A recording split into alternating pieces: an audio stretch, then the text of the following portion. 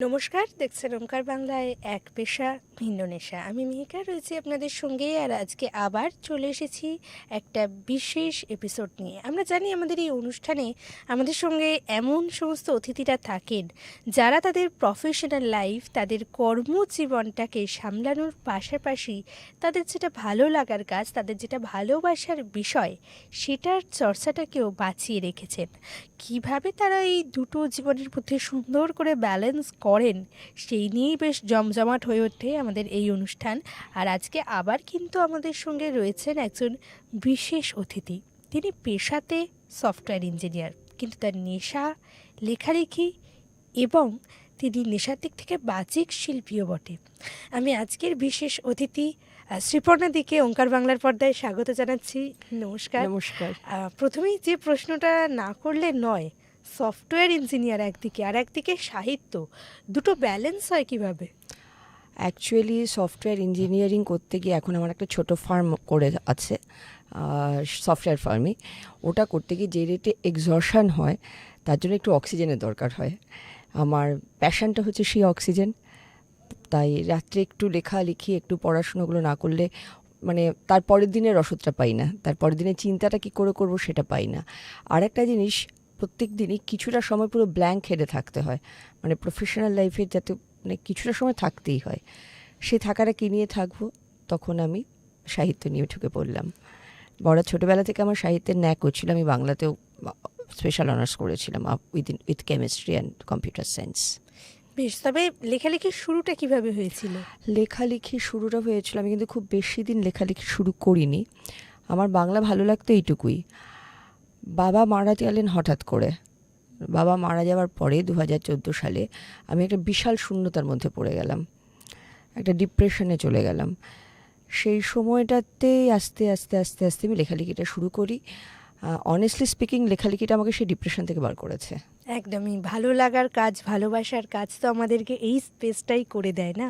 কর্মজীবনের ক্লান্তি আর জীবনের যে গ্লানি, মানব জীবনের যে দুঃখ কষ্ট, সেগুলো থেকে বোধহয় কিছুটা সরে আসতে এরাই সাহায্য করে। একদম। তো বাচিক শিল্পের সাথে পরিচয় কিভাবে? বাচিক শিল্পী কিন্তু ছোট্টবেলা থেকে আমরা দুর্গাপুরে বড় হয়েছি, প্রচুর অনুষ্ঠান করেছি, কম্পিটিশান করেছি। সে তখন থেকেই বাচিক শিল্পীটা হয়ে গেছে। তখন তো আমাদের বাচিক শিল্পী হিসেবে বলা হতো না। কম্পিটিশান গেছে, প্রচুর কম্পিটিশান করেছি, ইউনিভার্সিটিতে কম্পিটিশান করেছি, সেখানেও মানে রিসাইটেশন আমি ছোটোবেলা থেকে করি। না বেশ, এই বিষয়ে যখন কথা হলো তখন ছোট্ট করে তো কিছু শোনাতেই হচ্ছে আমাদের। একটু ঠিক আছে। আমাদের স্পেশাল ইয়ে রয়েছে, আমি যেটার উপরে বেশি লেখালেখি করি। তার মধ্যে একটা হচ্ছে পদাবলী। পদাবলী আঙ্গিকে আমি লিখি রাধাকৃষ্ণের সেই প্লেটনিক প্রেম। আর আরেকটা করি হচ্ছে কথকতা। কথকতাটা তো বলা সম্ভব নয় এটুকুনি ছোট্ট পিরিয়ডের মধ্যে, তো আমি কবিতাই বলি। বেশ বেশ।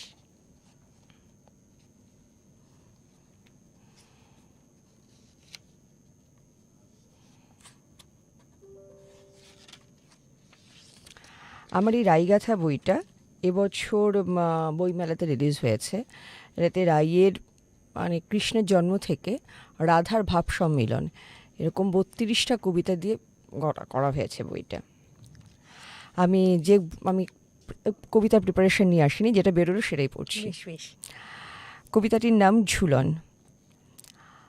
আহা মরি মরি হ্যারো কুমারী, সঙ্গে আসিছে শ্যাম।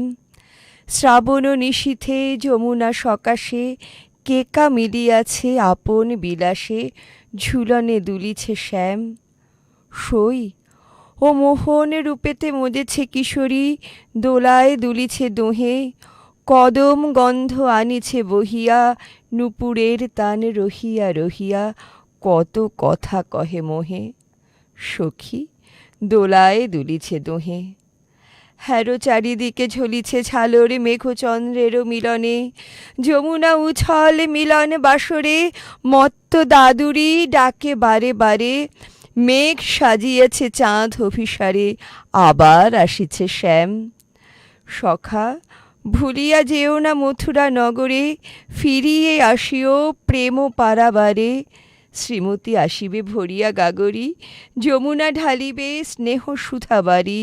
ঝুলন বাসরে সাজায়ে রাখিব, আসিও আসিও শ্যাম, মোরা ঝুলন বাসর সাজায়ে রাখিব, আসিও আসিও শ্যাম।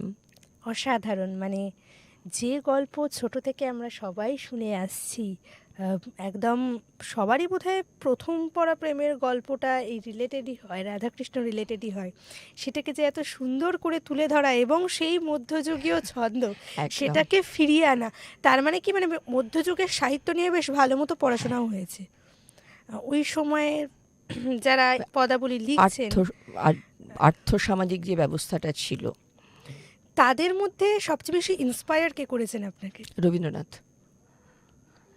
শুরুতে রবীন্দ্রনাথ, শেষেতে রবীন্দ্রনাথ। রবীন্দ্রনাথের ভানু সিংহের পদাবলী পড়ার পরেই গোবিন্দ দাসের পদাবলী পড়া, মুকুন্দ দাসের পদাবলী পড়া, বড়ুচণ্ডী দাস পড়া, প্রথম কিন্তু শুরু করেছিলেন রবীন্দ্রনাথ। একদম। আর সত্যি কথা বলতে মধ্যযুগে না থেকেও যেভাবে ভানু সিংহের পদাবলী উনি লিখেছেন, পড়ে বোধহয় সেই সময়ের কেউ বিশ্বাস সাবানা করতে পারছিল না। গাগনে ঘোরো একদম। ঘানাঘাটা, এই যে সুরটা সারাদিন ধরে মাথার মধ্যে ঘুরে বেড়াতো, এই নাচ হচ্ছে এটাতে, গান হচ্ছে এটাতে। তাই মধ্যযুগেও বড়ুচণ্ডীদাসের কিংবা চণ্ডীদাসের পদাবলী পড়ার বোঝার অনেক আগে ভানু সিংহের পদাবলী একদম। এসেছে আর আমার ভানু সিংহ আমার যে জীবনে। মডার্ন এরাতে দাঁড়িয়ে ব্রজবুলি ভাষায় লিখছেন, একটা মানে অস্বাভাবিক বিষয়। ব্রজবুলি ভাষায় সেই সময় আর কেউ কথাই বলে না। না, আচ্ছা, এই যে আপনি বাচিক শিল্পী, নিশ্চয়ই বাংলা কবিতা দিয়ে হাতে খড়িটা শুরু, একদম। এবং পরবর্তীকালে ব্রজবুলি ভাষার লেখালেখিতে এত পড়াশোনা। কোনো দিন যখন একদম শুরুর দিকে পড়তে শুরু করেছেন, ব্রজবুলি নিয়ে ঘাটাঘাটি শুরু করেছেন, সেক্ষেত্রে এই ল্যাঙ্গুয়েজটা কোনো ব্যারিয়ার হয়ে দাঁড়ায়নি, নাকি ভাবটা এমনই পুরোটা ভাবটা ধরে এমনই গেছে? প্ল্যাটনিক জিনিসটা, ল্যাঙ্গুয়েজটা ব্যারিয়ার হয়ে দাঁড়ায়নি। আর কি বলতো, একটা সহজ সরল ছন্দ আছে এই ব্রজবুলি ভাষায়। এটা ঠিক, এই যে ছন্দটা, এই সহজ ছন্দটা ধরতে অনেক দিন সময় লেগেছে। আর একটা জিনিস, সেটা আমাকেও এক জেঠু বলেছিলেন, আমার এক জেঠু বলেছিলেন, আমিও সেটা বিশ্বাস করি, যে উনি গীতা অনুবাদ করেছিলেন, আমি যে জেঠুর কথা বলছি। উনি বলেছিলেন যে যতদিন এই কদম গাছে বসে যে প্রেম করে, মানে বাঙাল ভাষাতে বলেছিলেন, ওই কদম গাছে বৈশা যে প্রেম করে, সে যতক্ষণ না তোমার লিখতে কইব তুমি লিখতে পারতে না। এটা আমিও ফিল করেছি, যে যতক্ষণ না উনি গাইড করছেন, পদাবলী লেখা যায় না। অন্য সব কবিতা, সব ধরনের লেখালেখি করা যায়, বাট পদাবলী লেখা যায় না। আচ্ছা, এর বাইরে আর কি কি ধরনের লেখালেখি করা? আমি এর বাইরে নর্মাল, যেমন ধরো আমি কলকাতার উপর একটা লেখা লিখেছিলাম, সেটা আমার এই মনন পত্রিকাতে ছাপানো হয়েছে। হ্যাঁ, ছোট্ট করে যদি শোনানো যায়। দেখছি। এটির নাম কলকাতা, প্রিয় কলকাতা। ভালোবাসি ভালোবাসি ভালোবাসি, ভালোবাসি গঙ্গার ঘাট, যাত্রাপাড়া, চিতপুর, বসন্ত কেবিন, কাটলেট আর ট্রাম লাইনের মায়াপুর, আদুল গায়ের পদঘাট আর শোভা বাজারের কথকতা। আজও দেখো হেঁটে বেড়াই তোমার সঙ্গে কলকাতা। ভালোবাসি গড়িয়াহাট, ধর্মতলা, অফিস পাড়া, চৌরঙ্গি, ভালোবাসি ফুচকাওয়ালা, মনুমেন্ট, ভিক্টোরিয়ার মন পাখি, বৃষ্টি ভেজা সুনীল নেরা, খামে মোড়া বনশ্রী, জলপুকুরের ঠনঠনিয়া, বেহাল হওয়া মন পাখা, সব পেরিয়ে আজও কিন্তু ভালোবাসি কলকাতা। ভালোবাসি বাদাম ভাজা, ময়দান আর লেবু চা, ভালোবাসি শীতের রোদ্দুর পিঠে নেওয়া আলগা নেশার বইমেলা। সার্কাস মাখা দুপুরগুলো, মন খারাপের ঝাপড় ঝুলো, রবি স্বপ্নের জোড়াসাঁকো, সত্যজিতের নন্দন, মোহরকুঞ্জের প্রেমিক, আর ওরা ধুলো সাজানো নলবনে জড়িয়ে আছো তুমি কলকাতা। ভালোবাসি পুজোর গন্ধ, এখনও তোমার গায়ে শিউলি পড়ে। ভালোবাসি কান ফাটানো শব্দবাজি, কালী পুজোয় জোনাকি ওড়ে। আসলে তোমার কাছে থাকতে থাকতে থাকতে তোমাকে ভালোবাসাটাই অভ্যেস হয়ে গেছে। এখনো রোজ তোমার সাথে একলা হাঁটি, তুমি আধুনিক হয়ে যাচ্ছ দেখে একলাটি কাঁদি। এক রাস চড়ুই পাখি আর কাকেদের মধ্যে শুভাপ্রসন্নকে খুঁজে বেড়াই দোতলা বাস, মৃত খড়খড়ি আর ফিকে হয়ে আসা মুদিখানাকে। কলকাতা, প্রিয় কলকাতা, একদিন কথা দিয়েছি রে শোভাবাজারের হেলে পড়া বট গাছকে সাক্ষী করে, তুমি কখনো বদলে যাবে না। আজ সুনীলের মতো আমিও চিৎকার করে বলি, কেউ কথা রাখেনি, কেউ কথা রাখেনি। আসলে কেউ কথা রাখতেই জানে না। আচ্ছা, এই যে আপনার যে কোনো কবিতাই হোক, সেখানে বোধহয় মূল কেন্দ্র হয়ে ওঠে প্রেম। তো এই প্রেমকে নিয়ে এত লেখালেখি, সেখানে ইন্সপিরেশনটা কি? প্রেমকে নিয়ে লেখালেখির ক্ষেত্রে ইন্সপিরেশন রবীন্দ্রনাথ। আর ব্যক্তি জীবনে যাকে কেন্দ্র করে আসে, মানে তার ভূমিকা কতখানি এই প্রেমের লেখালেখিতে? দেখো, প্রেমের লেখালেখি করতে গেলেই যে প্রেম থাকতে হবে, তার প্রেম থাকতে হবে, কিন্তু কোনো স্বাভাবিক প্রেম মানে বাস্তব প্রেম থাকতে নাও পারে, আবার বাস্তব প্রেম ভীষণ রকমভাবে থাকতে পারে। অ্যাকচুয়ালি আমরা সবাই ভালোবাসতে ভালোবাসি, ভালোবাসাকে ভালোবাসি। সেই ভালোবাসা এবং ভালোবাসার মধ্যে দিয়েই লেখাগুলো ফুটে উঠেছে। আর সেই ভালোবাসার উপর ভিত্তি করেই কিন্তু এত কাজ সামলেও নিজের ভালো লাগার যে কাজগুলো, সেইগুলোকে বজায় রাখা। একদম। আচ্ছা, আপনার প্রকাশিত বই এখনো অবধি কী কী? আমার দুটো বই হয়েছে, আমার নিজের বই, একটা রাই গাথা এবারের বইমেলাতে যেটা বেরিয়েছে, আর একটা অনেক সব কপিগুলো বিক্রি হয়ে গেছে, আমি আজকে আনতেও পারিনি, ভুলে গেছি। তাই নিঃসঙ্গ অন্তরালে আমার প্রথম জীবনের কিছু কবিতা দিয়ে লেখা হয়েছিল, সেগুলো এখন পড়লে কিছুটা মনে হয় একদম ছোটোবেলাকার বাচ্চাদের কবিতা। সো এখন কবিতাটা আমার নিজের মনে হয় আমার ভাবনার গভীরতাটা আরও কিছুটা বেড়েছে। একদম। আচ্ছা, এই যে ব্রেন চাইল্ডকে প্রথম যখন হাতে পেলেন বইয়ের মধ্যে দিয়ে, সেই ফিলিংসটা কিরম ছিল? সত্যি কথা বলতে কি, প্রথম বইটা যখন বেরিয়েছে তখন একটা অদ্ভুত ভয় লাগা, একটা অদ্ভুত শিরশিরানি, মানে হবে কি বইটা লোকে পড়বে কি? একটা কবিতার বই, আমার লেখা কবিতাগুলো তো সেরকম ভালো কবিতা নয়, লোকে নেবে, লোকে পড়বে। বাট আমার ঈশ্বরের আশীর্বাদ বলতে পারি যে আমার প্রথম বইটাও খুব সমাদৃত হয়েছিল।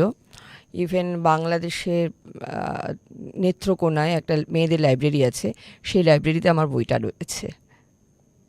অসাধারণ। আর এই যে কোথাও গিয়ে কলমের মধ্যে দিয়ে যখন দুই বাংলা এক হয়ে যায়, সেই ফিলিংসটা বোধহয় আলাদাই। আর নিজের বইকে যখন ওপারে দেখা কিন্তু যায়, আলাদা, এবং সেটার উপরে লেখা আমার রয়েছে।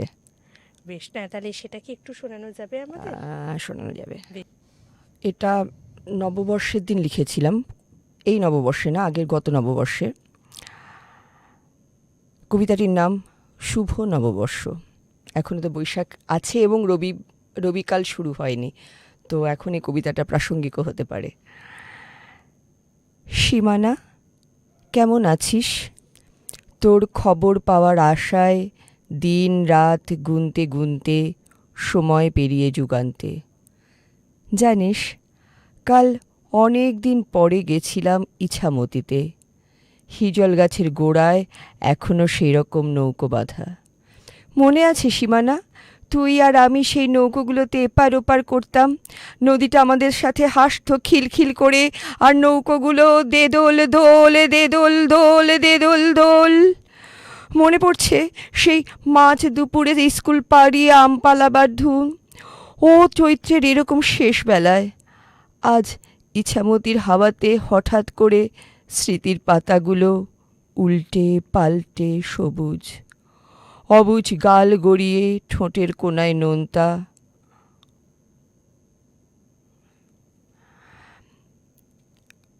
চোখের ওপরে আজও ভাসে গোধূলির কোণে দেখা আলোতে রূপসী ইছামতি, আর তোর চলে যাবার পায়ের ছাপ। তার আগের মাসেই আমার মেয়েকে বিয়ে দিয়েছিলাম তোর ছেলের সাথে। তুই এসেছিলি, দুজনকেই লাল চেলিতে মোড়া আমার ছোট্ট মেয়ে আর তোর ছেলে। ইছামতির মাটি দিয়েই বানিয়েছিলাম, মনে পড়ে? রেখে গেছিলি আমার কাছে। কে জানে কখন একটা কাঁটা তার তোকে আর আমাকে দূর করে দিল। তোর ছেলে ভালো আছে, আজও রোজ চাঁদের কাছে তোর খবর নেয়। আচ্ছা, তুই কি ইছামতির ওই পারে থাকিস? আমার পা ধোয়ায় যে জল ধোয়ায় তোর পা। নদীতে স্নান করতে আসিস না আর? আমার নিঃশ্বাস শুনতে পাস? আমি অনেক দিন ডুব সাঁতারে ওপারে যেতে চেয়েছিলাম, তোর আওয়াজ পাইনি তো। যে শঙ্খ চিলটা তোদের বাড়ির আম গাছে এসে বসতো, তাকে তোর খবর আনতে পাঠিয়েছিলাম, পাইনি। আমার কোঁচড়ে বাঁধা বেলফুল আর ইছামতি চরের মাটি, তাই দিয়ে রোজ রাতে বেঁধে চলতাম আমার একার খেলাঘর, তুই আসবি বলে। আব্বা বলেছিলেন আমরা পাকিস্তানে থাকি, পাক মানে নাকি পবিত্র। জানি না কোন পবিত্র কাঁটাতারে তোকে নিয়ে গেল অজানা দেশে। তোকে খুব দেখতে ইচ্ছে করে রে। চাচা যান বলেছিলেন আবার আসবেন তোকে নিয়ে, আমরা আবার বাড়ি বানাবো একসাথে, ইছামতির তীরে পা ভেজাবো, ভাসবো হাসবো, হিজল গাছে বাঁধা নৌকোগুলো সেই রকমই দে দোল দুলবে। সীমানা আজ আবার সেই চৈত্রের শেষ বেলা। ইছামতি এখনো সেই রকমেরই রূপসী। চড়কের মেলা বসেছে, গাজনের গান শোনা যায়, চল না সব কাঁটা তার ভেঙে দিয়ে একসাথে আবার গাজন শুনি। তুই আমি বারেক ভ্রমর পিয়াস সবাই একসাথে আমপোড়া খাই, চড়ক দেখি, কাঁচের চুড়ি কিনি মেলাতে। আর সারা রাতের পরে যখন সিঁদুর মাখবে ইছামতি, তখন সব দাগ সব কাঁটা তুলে একসাথে বলে উঠি, এসো বৈশাখ, এসো নতুন বছর, ভালো থাকো সবাই, ভালো থাকো ইছামতি, ভালো থাকো গঙ্গা পদ্মা মেঘনা, ভালো থাকো মাতলা, ভালো থাকো হিজল গাছ, ভালো থেকো নৌকো, ভালো থেকো সন্ধ্যা প্রদীপ, ভালো থেকো মনের মাঝি। সীমানা আসবি একবার, পরের বার আবার, বারবার। চল না সবাই মিলে ভাঙি সব কাঁটা তার, নতুন হোক আবার একলা থাকা, একলা বৈশাখ। অসাধারণ।